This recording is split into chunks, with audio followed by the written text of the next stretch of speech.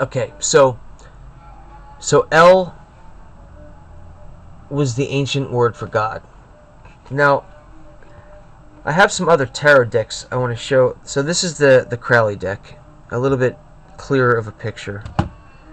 So we have the same picture as I just had on the computer screen. Here's another tarot deck depicting death. The same situation with Kronos with the sickle. Now these two picture cards are of the devil, which is ultimately Kronos or Saturn, and it shows just the goat of Mendes. I'm not going to be able to get these too close, but just to show you. And this is the Crowley deck with the goat of Mendes, and you see the horns and up top the disc, and just the rings of Saturn around these, and the eggs, and all of the fertility symbols. So I'm just going to read a little bit from this book now. This is a book of tarot by Paul Foster Case, and I'm going to read the first few lines from the death chapter, or the tarot card Death. Noon, as a final letter, is worth 700. Its normal value is 50. It's pronounced noon. And as a noun, it means fish. As a verb, because fish are usually prolific, it means to sprout and to grow. The essential idea is fertility, fecundancy, productiveness, generative power. Okay? And this is the chapter for the devil. Ayin is the Hebrew letter that corresponds with the devil card, and it means eye or foundation. So what we're dealing with here are very enigmatic symbols of eyes, and which could be correlated to brilliance and light, and essentially the eye of Horus, which we're trying to parallel these Phoenician Canaanite Semitic words El to the more obscure reference to Osiris and Horus, and essentially to Set, his brother and uncle. So you have to bear with me here. This is a very puzzling situation, and it's also a very obscure set of symbols. So we're going to go through them slowly, and this is just to show you what the Greek looks like.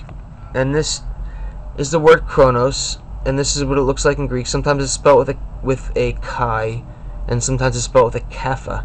So just Kronos, and Kronos is the Greek word for time, as we've already been through. And Set, Seth, Saturn, and Satan are some of the names that have transformed from this word. Set, which is the prehistoric possible El or Baal, and Tammuz, which became a multitude of gods named El, Saturn, Kronos. So we're at the very preliminary stages of this mystery. And what we're basically set for here is to try to prove that all the mystery religions are dedicated to Saturn or the sun, which apparently could possibly be the same metaphor. Now Pan, who is Pan? The musician, Pan's flute. We all know the power of music, and we all know what this symbol represents. But here we go again with the goat and Pan. You know, this is obviously a goat, and this is a goat, but these are different. This is more animalistic, and this goat here has human figures. So these are the sheep, and these are us, the Aryans, and these are the gods. So these are how we looked at by the elites. These are not the same breed, although they look the same. They're both goats. They're both essentially Pan, or the devil, but one is in more of an animal nature. And that's the mystery we're dealing with here.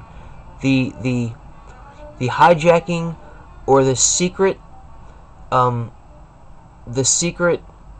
withholding of information from people. The secret nature, basically, of sciences like music and more technological aspects of terrestrial phenomena, like information, how it's distributed an occult knowledge of communication, and that's what that pan flute represents. And these are just other pictures showing the seduction of human beings by Pan. Representation of the sun god. I mean, basically the priest of the sun cult, the high priest, is the Pope, because Christianity at this point is a representation of the sun cult of Babylon. And here we go again with the sun symbol. And we all know as Christians, I'm a Christian, I believe Jesus Christ rose from the dead, and we all know that these symbols have been hijacked by the pagan empire to try to confuse people into thinking that Jesus Christ is simply an anthropomorphic figure of the sun. So L.